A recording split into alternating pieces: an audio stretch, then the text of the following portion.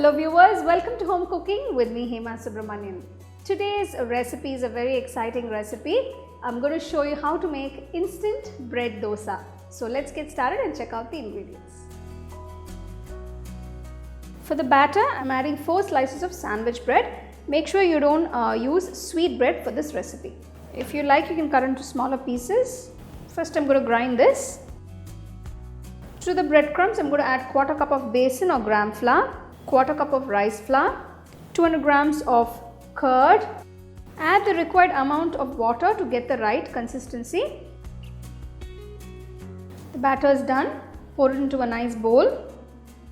To this, I'm going to add 1/4 teaspoon of salt, a pinch of cooking soda, 1/2 teaspoon cumin seeds. Mix everything together. If the batter is too thick, make sure to add a little water to get the right consistency to make your dosas. More like a pouring consistency. Heat the tawa, take a ladle of batter, pour it on the tawa and make the dosas. Add a little oil on the sides. Once the dosas brown on the bottom, flip it over. Cook it on both sides and serve it hot.